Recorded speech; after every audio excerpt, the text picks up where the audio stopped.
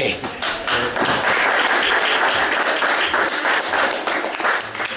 Thanks for getting up so early on a Sunday afternoon to come in for this. It's not pleasant for anyone. Okay, so this is going to be an extended version of the talk I gave at the lecture picnic. So it's kind of like the talk I gave was an Ignite talk where you have to, the slides change automatically every 15 seconds. So this will be partly me running to catch up with slides and partly slowing down where I've added other stuff. So it's probably all over the shop, but let's give it a go anyway. Okay, so I want to start off with a thought experiment. Imagine a baby learning to talk. Imitating its parents. Getting its first words. Now imagine a curriculum for learning to talk. There'd be a textbook, of course, for the baby to learn. Flashcards. Which card says dog? A list of phonemes for the baby to learn on. Competition with other kids. And of course, punishments if the baby. So the big question here is, would our child learn to speak better as a result? Well, rather than having super baby, research actually indicates that correcting verbal fluency would lead to speech problems in later life. This guy here, John Holt, was a teacher in the Boston and Colorado public schools of the 1950s and 60s. And as he watched the students pass through his classroom, he realized that rather than being like actively engaged in learning, most of them were pretty much terrified of school. Moreover, he watched them learn, he realized they learned better from each other, peer learning, than from teachers. That they learned at their own pace. Each student had a different developmental schedule, cognitively and socially, so that having a unitary curriculum really wasn't helping them very much. And that children as a whole learned better through experiential learning than through kind of lecture modality or a semantic understanding that older adolescents and adults often learn best through. This actually gels quite well with theories of the Russian social cognition researcher Lev Vygotsky. I don't know if anyone's heard of Vygotsky. He's not very well known in the West, but he revolutionized education in the Soviet Union. He was sent in the 1930s to the farms that were being collectivized under communism, and they needed to study how well peasants effectively were becoming literate, because it was the first kind of mass education of peasants in Russia ever. And so he went to these collective farms where for the first time people were being taught non-practical skills, and he observed how they learned. And what Vygotsky realized was that we learn best when knowledge is brought into what he called our zone of proximal development. So rather than being given something that's way in advance of what we know, or something that is kind of too simple, that we actually really learn when we're scaffolded by giving us enough information to understand the next bit and the next bit, which seems obvious, but it was pretty revolutionary at the time. To go back to John Holt, so modern education, progressive education, uses a lot of social rewards, persuasive things rather than punishment, and we think this is very good and progressive. But he's actually very, very opposed to persuasion, because he realized it did two things. It inculcated obedience, so if you get a star in a classroom, really you're learning to teacher please. And more importantly, it diminished autonomy. And what he realized was that autonomy is incredibly important. I'll get back to this later, but really autonomy is the key to learning. So, the schoolroom, a place of fear for many of us growing up. A place of examination, of shaky, meaningless success when it does arrive, where guessing at the right answer was judged more important than really understanding the material. My own experience bears this out. A bit solipsistic for a second, talking about myself. Growing up in the early 19th century, as I did, I loved reading and writing, but school was a frustrating battleground where students couldn't wait to leave, or taught by teachers who didn't want to be there. But it wasn't all bad. I did a couple of positive educational experiences. I had a teacher, a very gifted teacher in 5th and 6th class of primary school, who introduced me to the SRA. The SRA is a methodology for teaching that allows each student to work at their own pace. So we only did it in one subject, English, but there's a pack and you bring it back to your desk and you do little assignments. And essentially you engage with material at your own pace and at your own interest level. And it's massively successful for accelerating learning, both in people who are going worse than their class or age group and people who are going better. Also probably in common with some people here, I went to NerdCamp. This is a program called CTY. It started off in Johns Hopkins in the United States, and it's done in DCU here. It's supposedly for gifted children, although I would critique that whole concept, because really children learn at different developmental schedules, and what might be termed giftedness could just be called precociosity. So really what it did do is it gives kids who go there an experience of education where learning isn't a horrible thing that you're forced into, because you're learning something you want to learn, whether that be number theory or creative writing. You're doing something that you're actually fascinated by, and you're around kids who are generally geeky or nerdy, and so are not trying to be cool by not learning, if you know what I mean. So I think that that's a really positive example of a positive learning environment, not because the kids are in any way special, but because of the deprecation of all of the negative learning methodologies that we see in school. I went back a few years later and I worked as an RA, and let the kids shave my hair into a mohawk. That's how much I loved it. Finally, this is another really positive learning experience I had. When I went to university, I took part in the radio station in college, and it was totally student run, and it allowed me to gain all these skills in communication that I couldn't have learned through school or even through the university program. And we totally student ran the radio station, so everyone kind of went through that and gained all these practical skills in editing and broadcasting and public speaking and all the rest of it, but also more importantly gained autonomy in running meetings and organising the station. Does anybody recognise this guy? He's pretty much unknown. This is Comenius. He's referred to as the father of education. He was an Enlightenment philosopher, a Czech, who was very, very progressive in his thinking. It's the only bit of notes I brought with me because I couldn't learn it off in time. But he said a couple of really interesting things. Nothing should be taught to the young unless it is not only permitted, but actually demanded by their age and mental strength. And he also said that kids should be taught, well, he didn't use the term kids, I'm paraphrasing, without any tediousness, to read and write, as it were, in a continual course of play and pastime. Cromwell liked this guy's ideas so much. In between burning down half of Ireland and slaughtering people, he brought him over to England. Unfortunately, or fortunately, we had the Restoration, and education didn't get revolutionised anytime soon. He had to flee back to Czech. But his ideas influenced education, but more, I think, in the goals of education rather than how it's pragmatically implemented. What actually happened instead was, as education progressed in the United Kingdom, in the 19th century, you got what were called monitorial schools. These were vast classrooms, and this is the biggest picture I can find, but many of them had hundreds of students in them at any one time. And the master would be at the top, or at the centre of a room, with sub-monitor students or teachers teaching their own groups. This is also where the rote methodology was perfected, and the idea of streaming students by ability, which still persists to this day. There were lots of different kinds of schooling that developed in the 19th century.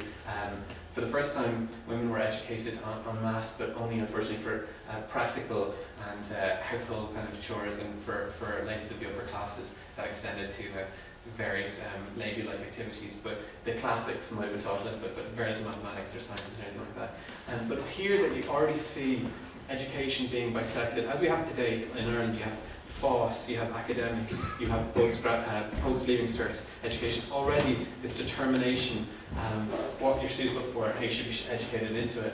And of course, even in the 19th century, you had the British public school system, which actually had persisted from much earlier, where you had preparatory schools, public schools, and university. And what unfortunately happened was, as we got into the end of the Industrial Revolution, university, which had occasionally been open to very talented members of the non-aristocracy, got completely closed off. So you had to essentially be the child of a baron or someone who's a robber baron to get into it.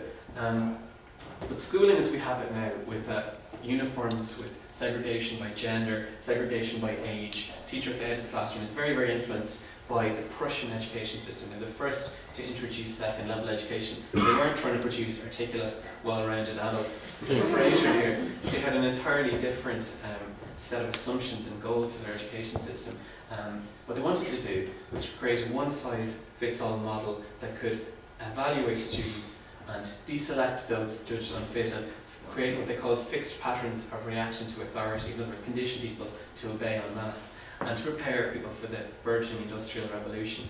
None of this is too startling, but if it does sound a little bit sort of reactionary or whatever, go and I advise you to go and read the educational writings of the 19th century theorists who brought education to Britain and America, because these guys really were not in favour of people understanding anything. The primary in their aims were to create a workforce that would obey and wouldn't become socialist or anarchist. In fact, there's one very preeminent theorist who said that about 1 in 10,000 children of the poor should get a secondary education, because that was about the level of ability that existed in the population at large. So is it possible to create a school that completely breaks these paradigms, even a very, very small school? A school that, rather than preparing children for constant examinations and increasingly, unfortunately, especially in the United States, medicalizing and even criminalizing education, actually gets us to fulfill the frequent term of potential, which we're fed, but it's just a fading, meaningless word at this point. But the Finns have tried. In the 1970s, their economy was almost entirely based on lumber, and to revolutionize it, they decided they needed to revolutionize teaching. Today in Finland, you need a master's degree to become a teacher, and not just a master's degree in education, a real master's degree in an actual subject. And only 1 in 10 people who apply become teachers. So the result has been that Finnish schools have the smallest difference between the best and worst performing schools in the entire world. There's almost no difference between the best and worst performing schools, and indeed between the best and worst performing students. Finland's education system is ranked first in the world, in the Western world, by the OECD, and yeah, I know what things about it, but I've forgotten. Still, it's not perfect. Even in Finland, there's still an examination at the end of school, a matriculation examination, which filters you down academic or vocational avenues. Even in Finland, there's still this idea that people are measured based on intrinsic ability, which again is deeply problematic, because we all throughout our lives learn at different schedules, and we learn in different ways. If you're taught with the wrong modality or at the wrong time, you're just not going to learn. More importantly, if you're taught something you're not interested in, you're not going to learn. An alternative is the so-called Waldorf or Steiner system. These are schools that teach through art and music, and academics are only taught much later. Reading isn't taught until 7 or even 9 in some Waldorf schools. And when academics are taught, they're taught again through art and music. Instead of giving the kids textbooks, they get them to write textbooks and paint textbooks and create textbooks through musical notation. This was set up in 1919 by this guy, Rudolf Steiner. They're often called Steiner schools as well. And actually, this whole thing, Exchange Dublin, was set up in part by 2 Steiner students. Steiner students tend to excel academically and have greater social engagement. Even in Finland, Steiner schools are the highest ranked schools overall. But this is not a perfect system.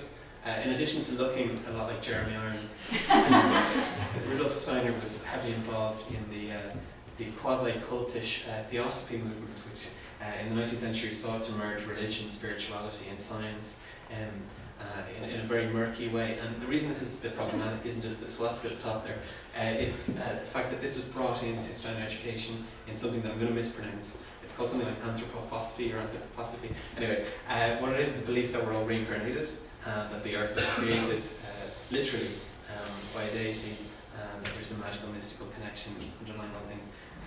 How problematic you think this is depends on your perspective. I think it's a bit crazy.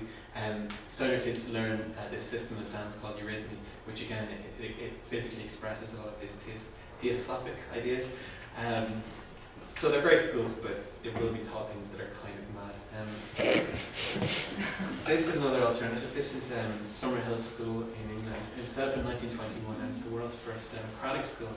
Here, kids get to decide what lessons are taught and what lessons they want to go to. They can just not go to lessons at all if they prefer. And if they really want to, they can spend all day in the art workshop working on things like that marvellous dragon that you see there. Since the school was set up, it has excelled academically, but it's been at war with the British Department of Education. And in fact, in 1987, David Lunkett, the Secretary of Education at the time, tried to have it shut down, went even further than the High Court. They called it the Special Royal Court, sort of once in a century kind of thing, to see if the school could be shut down, because they're very big into control of the British education system. Luckily they won, they're still there. There is something even more radical. This is one of the 40 or so Sudbury Valley schools. They were set up at the end of the 1960s, and there are no classes at all.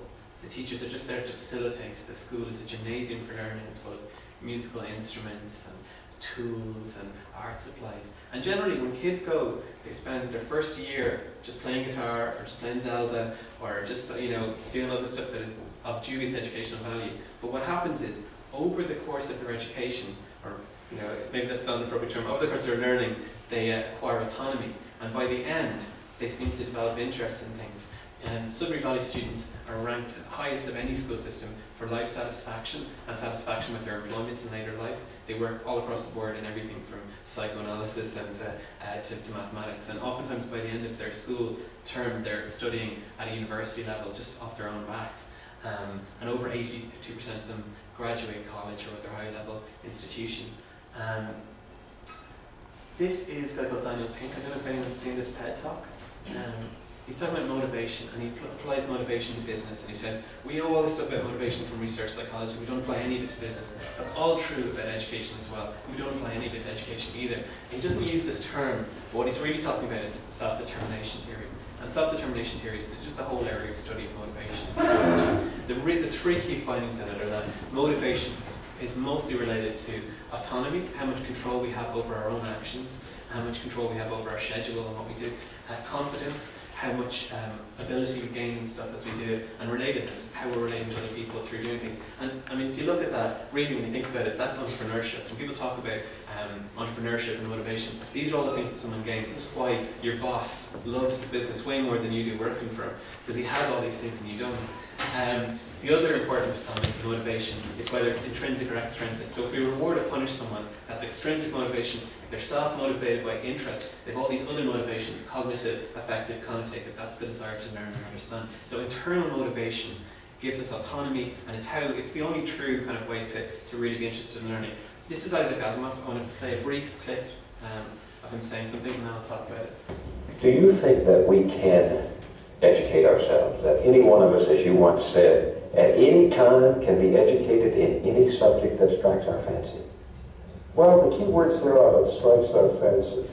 There are some things that simply don't strike my fancy, and I doubt that I can force myself to be educated in it.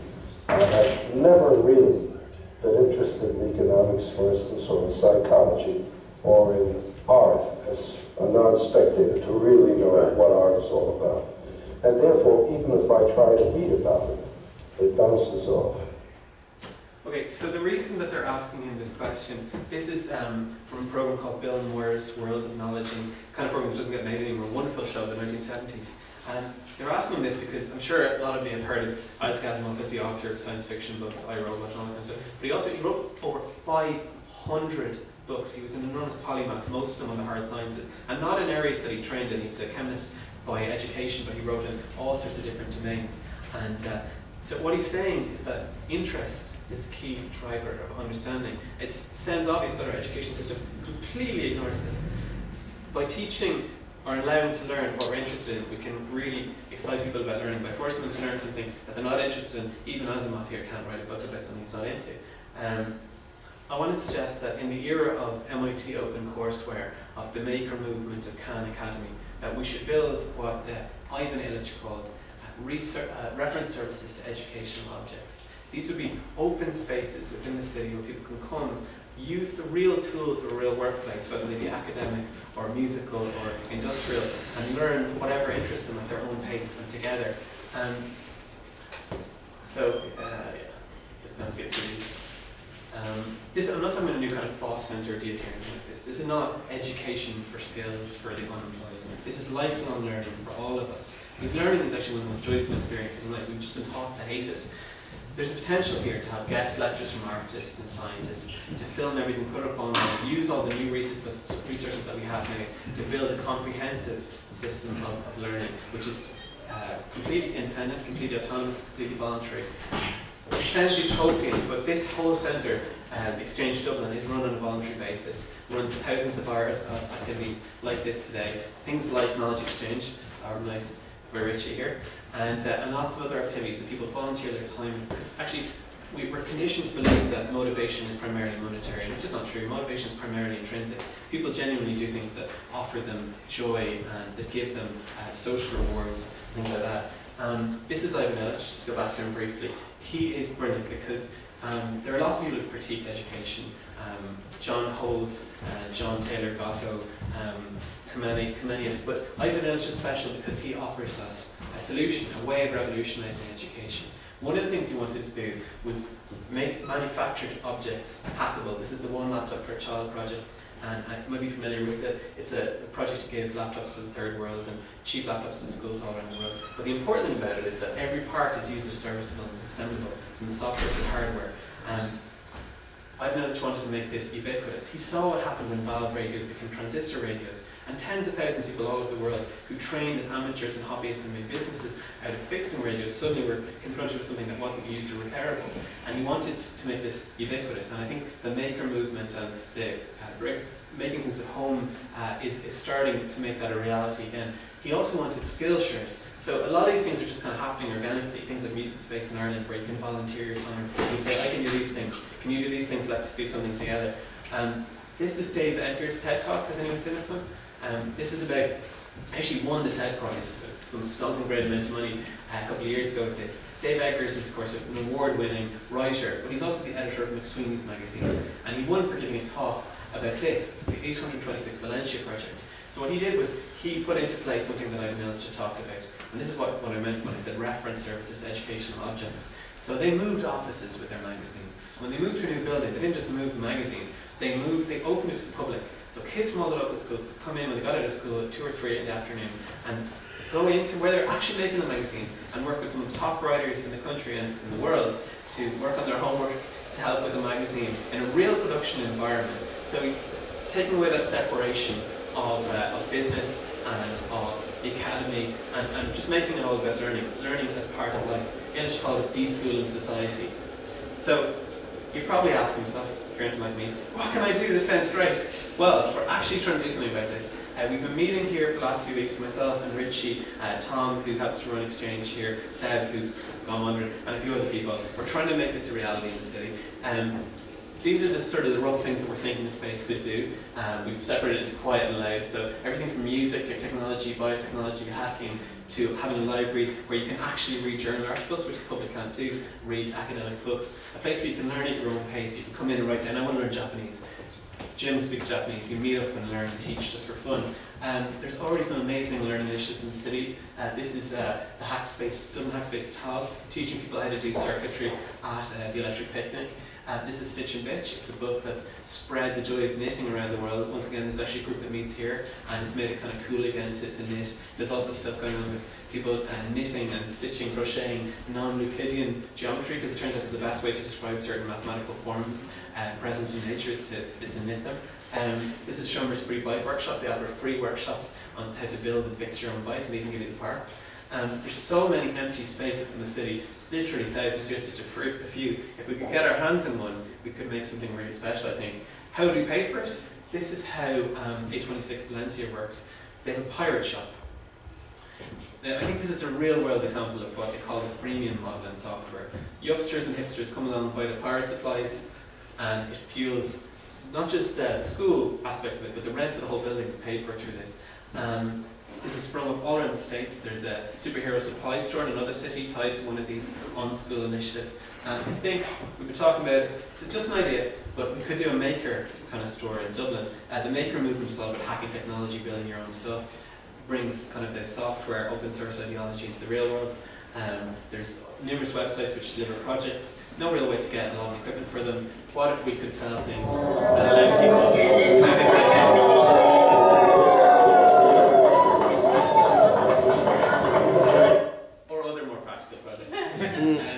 So this is, I don't want to advertise this because it's not 100%, but I want to say it because it could be. Dublin Contemporary have offered us a room as part of the Dublin Contemporary exhibition next weekend. We're still negotiating how many people they'll let in to use the space because it's a paid exhibition, but we hope to be using this room on the second floor of the Dublin Contemporary exhibition. It's pretty dry and empty right now, but you could help to fill it with awesome things to learn. So we have a group, online Google groups called Open Learning Ireland. Free to anyone to join. Come talk to myself or Richie or Seb after this, and please collaborate. It'd be awesome. We need you.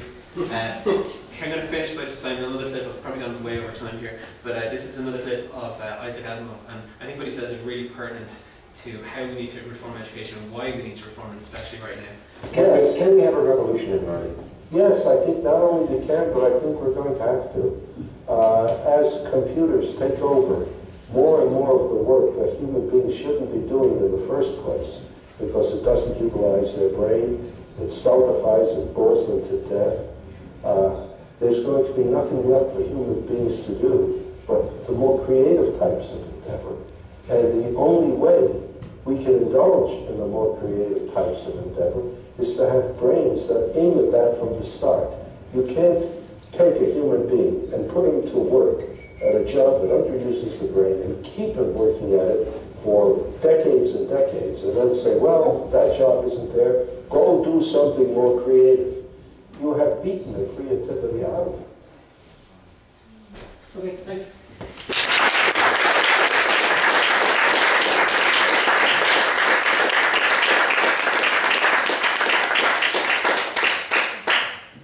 Any questions? Any questions? Yeah. I wholeheartedly support what you're doing, and I'm such a big fan of I've noticed myself, so it's nice to see another person who is a big fan also. I wonder, have you explored much in terms of adult education in Ireland, because a lot of non-formal adult education, community education, particularly sprung up after in terms of the women's movement in the 80s in response to their local needs of women in terms of their education. I suppose a lot of it had started off as that very much democratic, learner-centred, contextualised around the reality of women's lives at that time. And it's actually a huge movement in Ireland, over 30,000 people engaged in it, to a greater or lesser extent in terms of how formal. And I love, I suppose, where it's at now, I think it really needs is kind of going back to reevaluating and holding on to that non-vocational aspect which you're looking at. So I'm just wondering, have you looked at other aspects? I mean, I only look at adult education and the school area. I mean, that would be a whole huge area trying to revolutionise that. But in terms of the adult education or women's education, have you looked at any of that in Ireland? So in short, I haven't looked into it too much, but there's actually kind of a reason for that. First of all, as you say, it's become less volunteerist and it's become more commercial. Adult education is generally not free in Ireland. There are exceptions, obviously. But also, Illich was part of this deschooling concept. He was extremely critical of the idea that we segregate childhood and adulthood, and he saw this as pathological. And there's an institutionalization of education in the production of the school system, where you're creating something which creates a need. He's not a libertarian, and he's actually very critical of free market teaching. So teaching for money, he just basically saw as immoral. And I think the idea of segregating education is, so there's a whole stigma around adult education, because you think adult education, you think limited literacy, you think basic education. And I think it is fantastic that it exists, but wouldn't it be wonderful to have a place where all of those things were not separated? You know, right before I gave that talk at the electric picnic, the new provost of Trinity got up and gave a talk, and he talked about all the things he was going to do in a very general way. He didn't actually really say anything, but he said something at the end which really stuck in my craw. He said that we want to make the best and most elite education system and learning thing we can. That's ridiculous. I mean, I virtually failed my Leaving Cert. I didn't give a talk about it there, but because the last 2 years of my schooling were a different kind of learning. I was learning how to socialise. I wasn't going to class. I was meeting people, but that was really important neurocognitively for my ability to be a fully rounded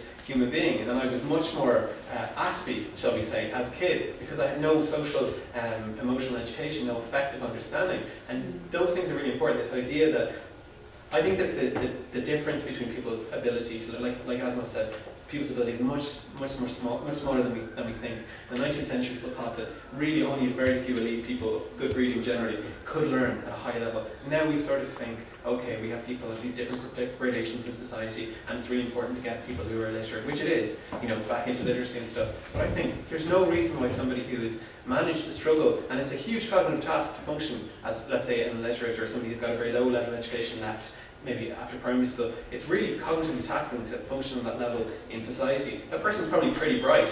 They can probably handle, keep on learning and learning, but free is the main thing. Free. So I'm super keen on doing this. We can do it for free. I'm not interested at all if it's not free, because I think there's this even marginal cost. People, they disappear once you get into the kind of middle class bourgeois thing.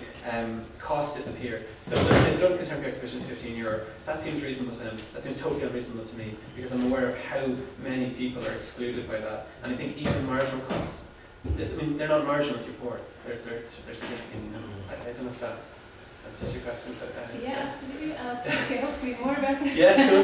Thanks very much. Does anyone else want to ask you? Just to follow on from that question, do you think that like these alternative models for schools are threatened by profit factors? Like this, I guess, what started as the authoritarianism of the modern education system has sort of become an industrialization of it, like everything from textbooks to schools to uniforms. Do you think that there's a threat? Well, not a threat, but it's something that's going to oppose these movements? Because people will look at things and say, "Where's the profit in that?" or "Why we don't make money off that?" Like, does that require a more general shift? I think so. Yeah. Sorry. Yeah, just even on that point, like problem number one with the whole learning space thing is, we were talking about in the meetings, getting rent for one. You know, and how do you do free learning if you need to pay for a space? Yeah, I think also there's a difficulty which we're seeing in the exchange as a whole at the moment, which is when you exist for a while, you sort of have to. Exchange started off under the umbrella of the Project Art Centre, so we could kind of ignore a lot of the things that are to do with non-profits today. So there's this huge overhead, both financial and administrative, relating to child safety, relating to insurance. And what happens when you start getting into insurance isn't that you have to raise money for insurance, it's that you have to run new activities by your insurer. So the Dublin Contemporary wanted to give us a room where we'd have lab spaces and stuff. They couldn't do it, their insurance wouldn't let them. So I think you either have to ignore that and just go ahead and do it, which is where I would sit, or you have to go, let's creep and crawl and try and ask and ask. But I think from just dealing with institutions, that that's as much of a problem. It's the regulatory aspect, and it's there for a reason, but unfortunately it crushes any kind of difference in creativity. You saw with Summerhill School, they've been literally sued by the Department of Education in the UK. And that's crazy, it's a pay school, but send their kids there because they want to go. And these alternative schools tend to be quite expensive. Standard schools in Dublin are very expensive. Sudbury Valley schools are about $7,000 a year, which is cheaper than average for pay schools in the States, but still, like, it's out of the reach of most people. So I think you're right, yeah, there needs to be a wider change. But there needs to be a wider change anyway, because you've got all these people who are very, very educated in Ireland, all these graduates and postgraduates who there's no jobs for, and there's not going to be. So we need to work out another way of redistributing. Can I whisper that income maybe? I don't know, is there anything else? I don't want to take anyone else's time. John, did you have done? Yeah, just, two things. One was you were talking about in England and in the US how the education system was more or less industrialized to create a workforce that would not be smart enough to know that they could do better, essentially, but smart enough to do the jobs that are required of them. One thing is that's kind of naturally changing the paradigm of it, just because of the technological advances in the past 50 years or so. I mean, there isn't more than a generation that goes by between the time that jobs are just drastically redefined. I mean, an engineer now is not what an engineer was 50 years ago. Now you have computers, so you have software engineers, and all of these different specializations in there. So it's kind of interesting that now it's more of a requirement to continue your education past your childhood. Whereas 50, 60 years ago, you could go through the school system and know how to show up for work on time, read read what you need to read to do your job, and work with machines, and that was all you needed to know. You could take that to your retirement. But now you have to keep coming up because there's new methodologies, there's new programming languages, and if it's computers or whatever. So there's kind of a natural change that's happening right now. The other thing I was going to say is it's kind of a catch-22 in the bit of it being free, because I don't think that society as a whole right now really values free. We're not mature enough yet to understand that, this is just a sweeping generalization. So I don't mean offense to any individuals in here, but for the most part, people don't really put a value on something unless they have to pay for it. They don't equate like the time that you spend working on something as being of intrinsic value that would be equal to pay, which is exactly what it's equal to, because when you get paid, you're actually renting your time out. That's the whole point. But there's a disconnect there where people, money is the medium that we work in right now. So, there's kind of a catch-22 there. I agree absolutely 100% with what you're saying about the education, but in terms of bringing about that change, you have to work within the existing medium. So, just being free, until people really understand that free is as in freedom, not as in free beer. Until they really understand what that means as a society, it's going to be difficult to put the proper valuation onto education as itself. I think, yeah, there's a couple of points there. I mean, one, you ever see where people do value things that are free less. It's like there's a lot of psychological research backing that up. But that's just called a framing effect. So there's many, many framing effects. So for example, if I run comedy shows sometimes, and if you come on before an act and you talk for 5 minutes about how brilliant they are, and you build them up and blah blah, and then you come on, the audience is already primed to laugh more, to be more interested. And that's just one tiny thing, but there's a million things that you can do non-monetarily to frame something in a positive way. And I think, like the lady said before, like there's a huge problem where adult education becomes this segregated thing, and it's framed negatively. FOSS, it's a classic example, everybody knows.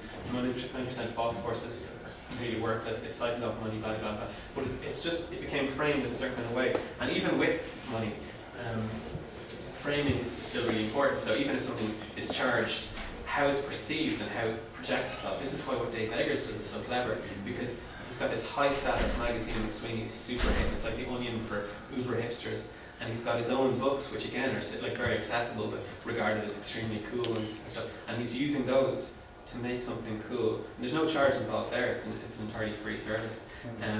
The other thing said was about, so the industrialization aspect of new learning. I mean, I think there's a bit of a lie there in a way, because of course people had to change how they learned, and we have a modern knowledge-based economy. But there's a New York Times article, I think just last week, about this. The knowledge economy is really this big, and the people who are educated enough to participate in it are this many. And we haven't transitioned to any kind of knowledge economy really. And Dublin is a classic example of this. You know, some small fluctuations in how the financial markets are regulated, in this case deregulated, and suddenly the knowledge economy is gone, and your person who's working as a web designer, self-employed, making lots of money, doesn't have any money anymore, and you can say, well, they need to retrain and everything. But realistically, there's a kind of neoliberal narrative of we've gone from having a manufacturing economy to a post-material knowledge economy, which isn't necessarily descriptive of how things are working at all. And arguably, I mean, there's more money in the global economic system now than ever. Economists will tell you that. It's just not evenly distributed yet. Whether we're ready to change that might not matter, because if we don't change it, we won't have a society, arguing. So. Well, that's it exactly. Yeah. I mean, the point about money too is there's the only reason that there's more money is because of the way the money's created. But that's a whole other topic right there. There's a hell of a curve on it. Just put it that way. If anybody else has any questions for Gareth, he'll take them afterwards. But there's still my vanity project to go. Thanks, guys.